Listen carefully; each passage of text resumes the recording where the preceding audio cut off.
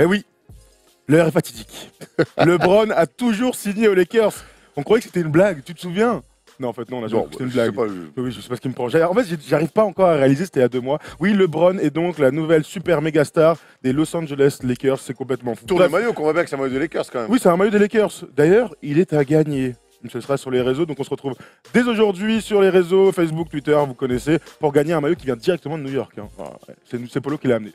Eh oui, c'est Polo. Bref, aujourd'hui donc la preview des Los Angeles Lakers. Il y a tellement de choses à dire pour une équipe qui a énormément changé, pour une franchise dont les objectifs ont aussi énormément évolué.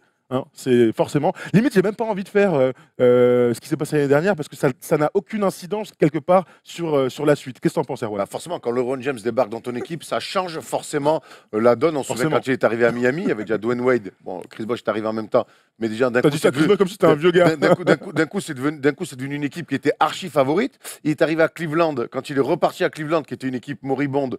Eh ben, pareil, boum, c'est devenu un prétendant au titre. Et ben là, un finaliste. Ouais, un finaliste. Et ils ont été champions même aussi. Ouais. Et quand il arrive forcément aux Lakers, qui est une équipe jeune, qui l'énerve, c'est se chercher encore un peu, ben forcément c'est une équipe qu'on imagine au moins en play-off, voire plus si affinité. Alors vas-y Polo, mets le tableau l'année dernière, on va aller vite, mais ça va être plus intéressant de parler des départs et des arrivées. L'année dernière, donc les Lakers étaient à 35 victoires.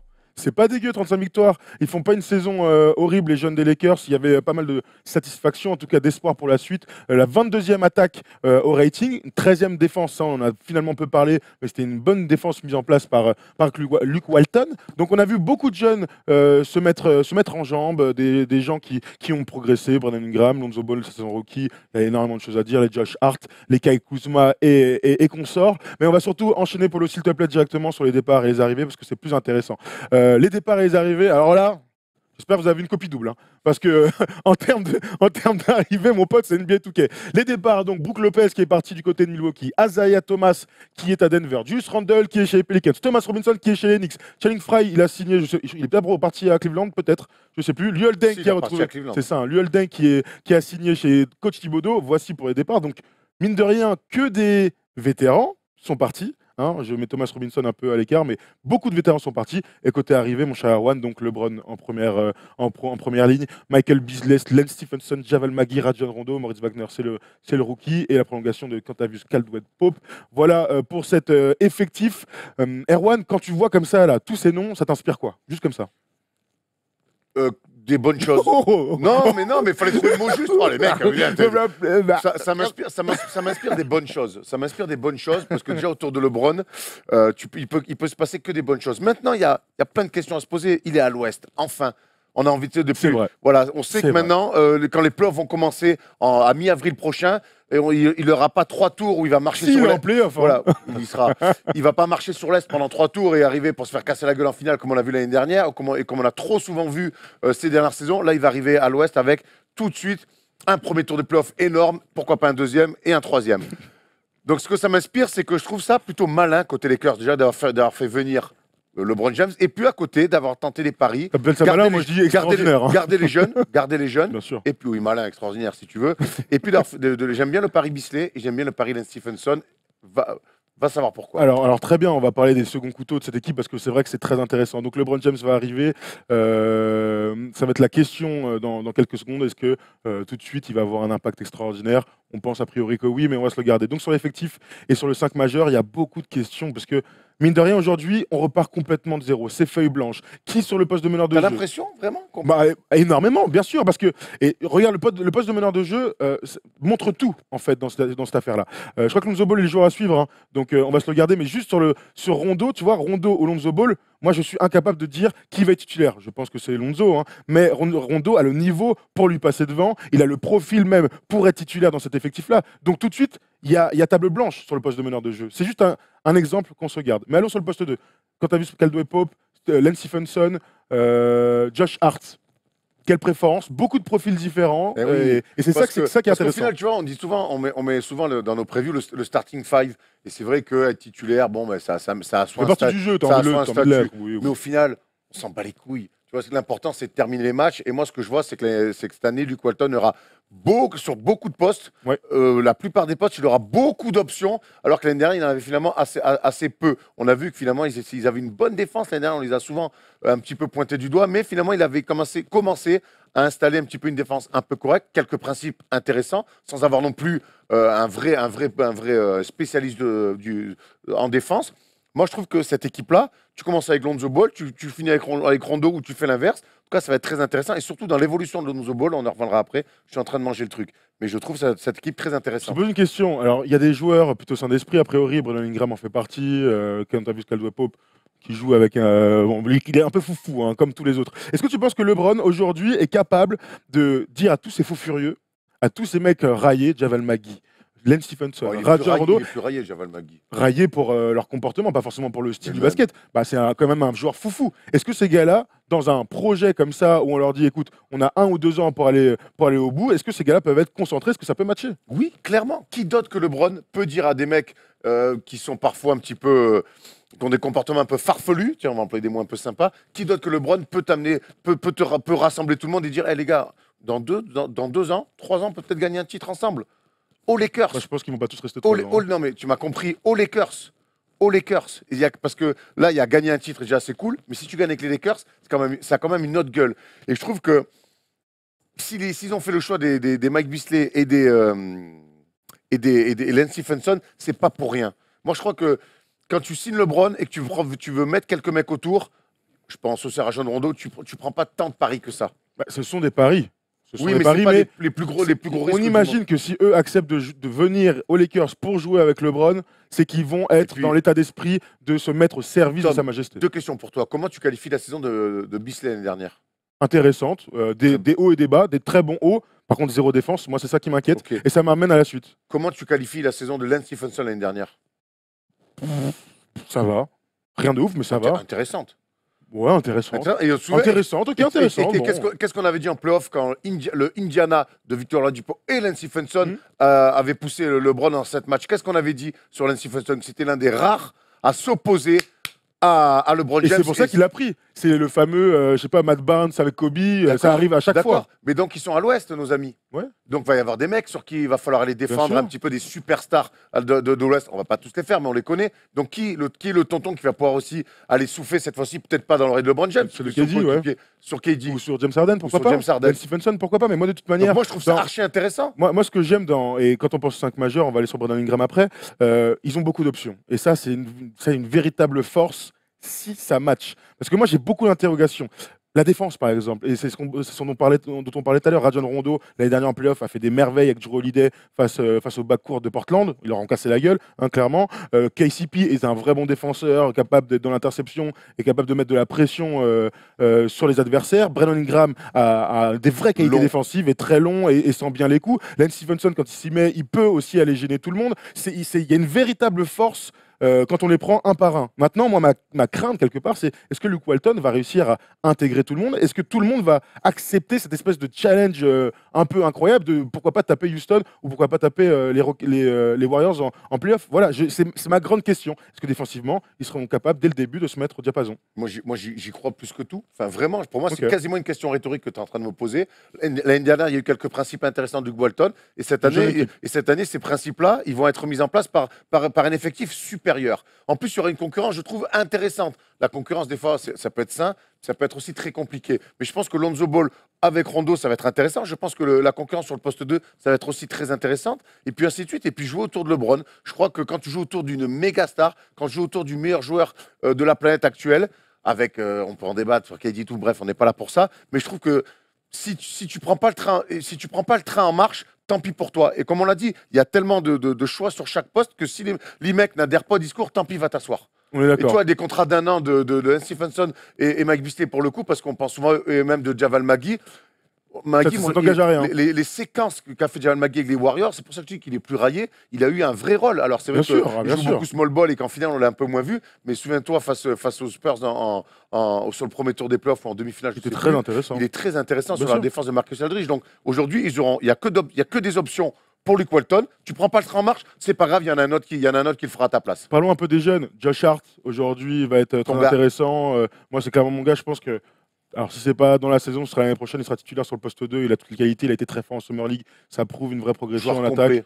Très complet, très costaud. Il aura pu faire du FUTS, peut mettre des tirs, et ça va être important c'est aujourd'hui. C'est qualité première. Hein. C'est un slasher, c'est un costaud, il va mettre des layups dans la transition. Il met des gros tirs. On dirait que c'est pas Lance Stephenson. C'est un mec qui peut être assez. Je pense qu'il peut être vraiment meilleur que Lance Stephenson. Je parle dans l'adresse. C'est un mec qui peut être vraiment. Dans tout. Brandon Ingram, vite fait, on s'arrête sur lui. L'arrivée de LeBron, ça change quoi pour lui? Parce que lui aussi, c'était un mec qui était en pleine évolution. Troisième année en NBA. Ça va changer. Enfin, ça va pas changer grand-chose pour lui. Je pense que parce qu'on a vu quand même que les Lakers étaient. Je te parle dans le statut qu'il a. On a vu que les Lakers étaient quand même très attachés à lui. On a vu que les Spurs, dans des fameux trades pour éventuellement récupérer Kawhi Leonard, ils voulaient Brandon Ingram, ils voulaient Lonzo Ball et ils voulaient Kuzma. Tu vois, ils voulaient un espèce d'énorme package comme ça. On a vu que les Lakers étaient très attachés à ces jeunes-là, dont Brandon Ingram. Donc, chaque fois qu'il y a eu des trades proposés aux Lakers, Brandon Ingram était dedans, ils ont dit Brandon Ingram, on le garde. Je pense que moi, ça va lui permettre peut-être de franchir. Au lieu de franchir 1 à 2 marches la saison prochaine, il va peut-être en franchir 5 au contact de LeBron dans l'entraînement et dans les matchs. Ça ne peut que lui amener du bon. Moi, je ne peux pas croire autrement que Brandon Ingram, finalement, soit un peu dans l'ombre, soit un peu bridé par l'arrivée de LeBron James. Je pense que ça peut lui amener que des bonnes choses. Pour la suite de sa carrière, je te rejoins. Ça peut lui amener, il va progresser. Par contre, on ne peut pas dire, tu vois, au bout d'un moment, s'il y a LeBron dans l'équipe, il y a 20 tirs qui vont partir. Donc, il y a 20 tirs en moins à se distribuer. Donc, des minutes en moins sur son poste. Même si LeBron, a priori, devrait beaucoup jouer 4 dans cet effectif, il n'empêche que Brandon Ingram, qui avait, j'imagine, en tête d'être la première option l'année prochaine en attaque, ne le sera clairement pas. Il sera deuxième, troisième, quatrième option. Mais Tom, quand Brandon Ingram il pense être première option donc cette année-là, LeBron n'est pas encore arrivé. Je pense que ça a l'air d'être quand même un garçon intelligent. Quand LeBron arrive, forcément, tu ne peux pas être la première option ni la deuxième. Quoique deuxième, pourquoi pas deuxième ou troisième option, ça ne me surprendrait pas des masses. On avance sur les jeunes. Kyle Kuzma, tu vois, on parlait de Michael Beasley. Moi, pourquoi l'arrivée de Michael Beasley me plaît pas des masses? Parce qu'un poste 4 très talentueux, scoreur qui défend pas des masses, tu l'as déjà dans l'effectif, et c'est Kyle Kuzma, c'est le chouchou du Staples Center. Moi, je trouve vraiment que l'arrivée de Michael Beasley, en fait, elle va pas apporter grand-chose. Moi, c'est lui que j'ai envie de voir sur le terrain, et en plus, lui, en termes d'adresse, aux côtés de LeBron, ça peut être vraiment un match parfait. Par contre, défensivement, il y a match entre Beasley. C'est bien ce que je te dis. Ils ont exactement un profil d'un mec très fort en attaque, tu vois, qui est capable de mettre 30 points par soir. Il n'y a pas de moi-même, moi, Michael Beasley, tu vas peut-être me dire que non. Je pense qu'il peut jouer un peu poste 3 parce que je pense que dans le dribble, dans la création, je pense qu'il a vraiment un truc. Onyx, il a joué 3 Jamais. Non, mais on ne l'a pas fait jouer 3, mais bref. Moi, je pense qu'il peut, pourquoi pas dépanner. Moi, je pense que les Lakers, moi non, pour le coup. Je pense que les Lakers se sont donné l'option de choisir. Et c'est ce qu'ils font sur tous les postes.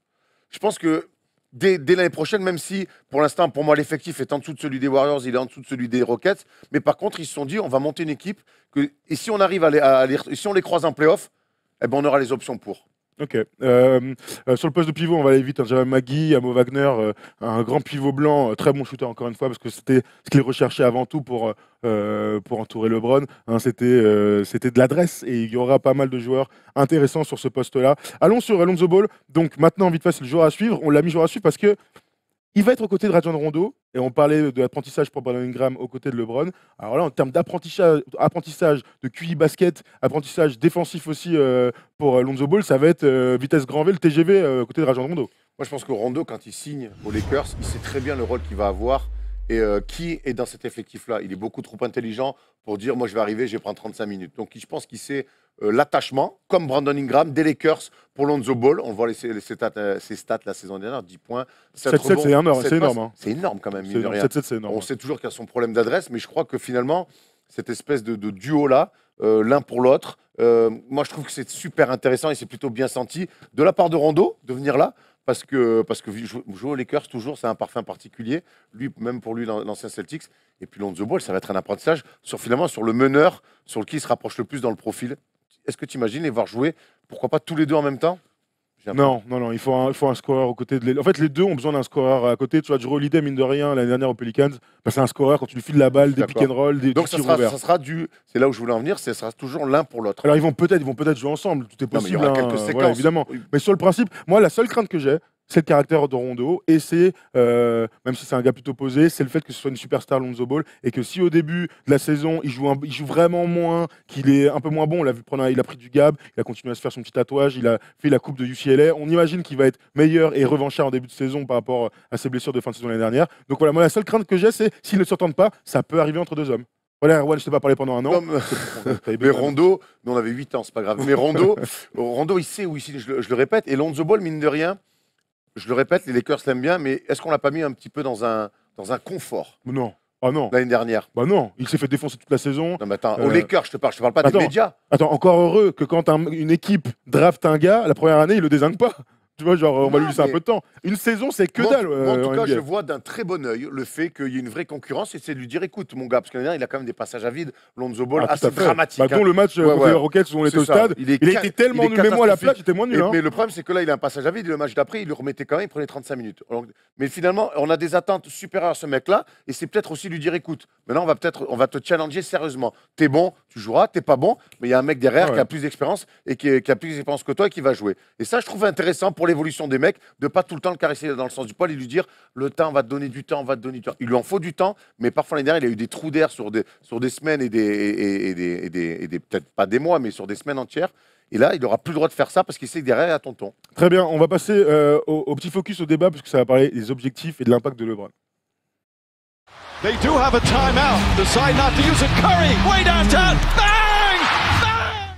Et si les meilleurs joueurs de cet effectif, les têtes pensantes de cette franchise n'étaient pas clairement Rob Pelinka et Magic Johnson, on devrait leur dire d'abord merci pour avoir l'opportunité de voir LeBron dans la plus grande franchise de tous les temps, en déplaise aux fans de Celtics. C'est peut-être eux, en fait, finalement, les plus inspirés de toute la franchise des Lakers, puisqu'ils ont donc réussi ce coup de maître, amener LeBron James, le meilleur joueur du monde, du côté de Los Angeles, même si LeBron apparemment avait pris sa décision un an avant et que tout était mis en place, la maison, le petit qui va à l'école, tout était mis en place. C'est lui qui a pris la décision plus qu'un véritable échange, même s'il y a eu un dîner entre Magic et LeBron. Bref, passons. Donc aujourd'hui, est-ce qu'on peut imaginer, Erwan, je te dis ça comme ça, cet effectif, Luke Walton à la coach, à la tête de l'équipe, est-ce qu'on peut imaginer cet effectif aller titiller les meilleures équipes de la NBA aujourd'hui, que sont les Rockets, que sont les Warriors ou, je sais pas moi, les Spurs? On peut vraiment imaginer ou pas? Les Warriors, non.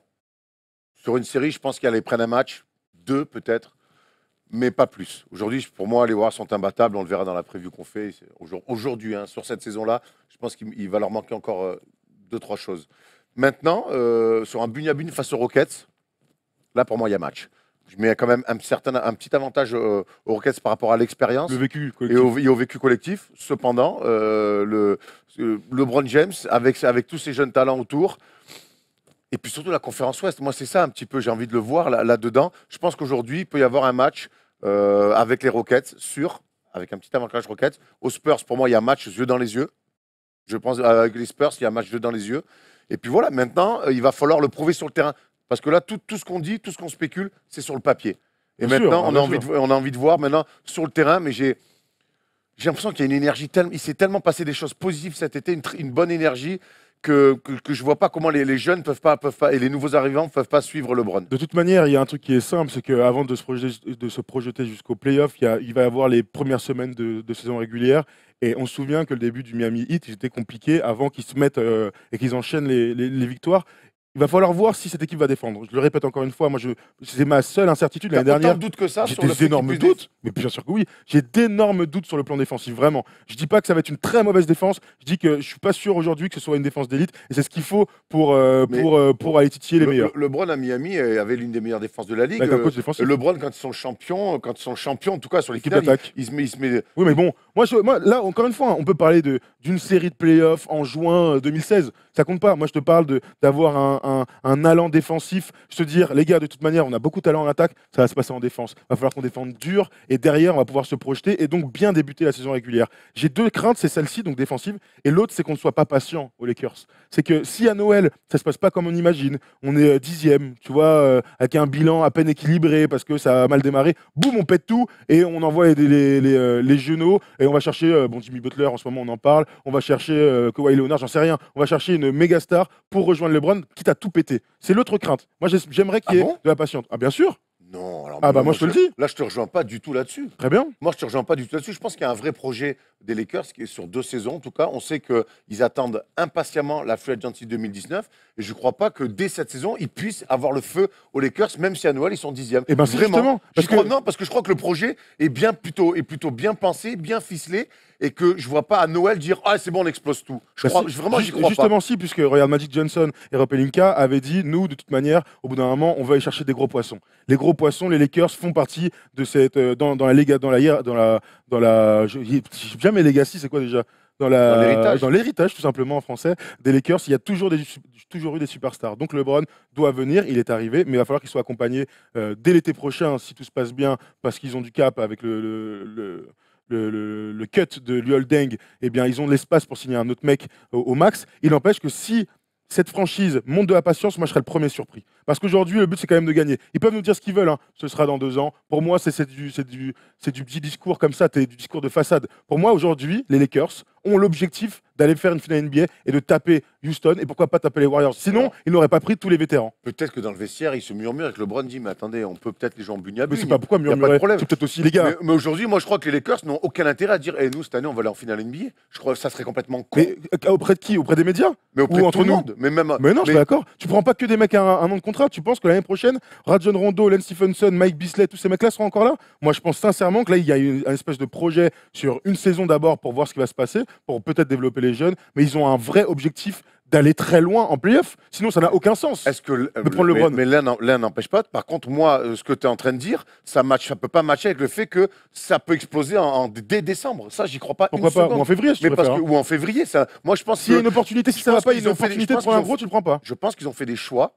Je pense qu'ils ont fait des. Non, mais après, tu sais très bien qu'il y a des. Moi, je te dis, c'est pas si simple. Il y a déjà des discussions. Je pense qu'il y a déjà des discussions un petit peu qui sortent pas ou très peu. Je pense qu'ils ont fait des choix cette année. Ils vont vivre et mourir avec ces choix cette saison-là. Ils attendent la free agency et en tirer les conclusions là. Qui on garde, qui on fait venir. Mais le truc, c'est qu'on peut imaginer qu'en cours de saison, tu devances cette free agency. Je vois pas pourquoi. Je te trouve inquiet un peu pour rien. Je suis pas inquiet. Moi, je te dis. Mais non, en train de me dire que ça peut exploser dans 3 mois. Parce que ça y est, c'est plus le projet des jeunes là. Ça y est, c'est passé ça. C'est plus le projet. On laisse grandir les gars. Là, c'est un projet où LeBron a 34 ans en décembre. Donc, le but, c'est de gagner rapidos. Et gagner rapidos, ça veut dire avoir le plus de talent possible. C'est quoi l'objectif pour toi cette saison des Lakers? Moi, s'il faut une demi-finale de conf, c'est une saison réussie. Réussie? Ça dépend de contre qui tu sors. Tu sors contre les Warriors 4-2, saison réussie. Tu te fais sortir par OKC au 2e tour 4-1, c'est pas une saison réussie. C'est toujours pareil, c'est qu'est-ce qu'il y a dans le contenu. Aujourd'hui, l'équipe a vraiment un potentiel sur le papier. Il y a plein de choses encore à faire à voir. Demi-finale de conf, tu te fais sortir par OKC, c'est une saison ratée. Je pense, ouais. Non, mais pas ratée, oui, évidemment. Saison ratée, si tu vas pas en playoff. Non, mais d'accord. Mais ça veut dire que t'es pas allé au bout de tes trucs. Pour moi, ils ne peuvent se faire battre que par les Warriors et par les Rockets. Le reste, ils doivent regarder les yeux dans les yeux, ou alors c'est un concours de circonstances. Je pense qu'il n'y a pas mieux que LeBron qui sait que pour que des équipes, pour qu'elles gagnent, il faut qu'elles perdent et qu'elles aient un petit peu le. Il a assez perdu là, non?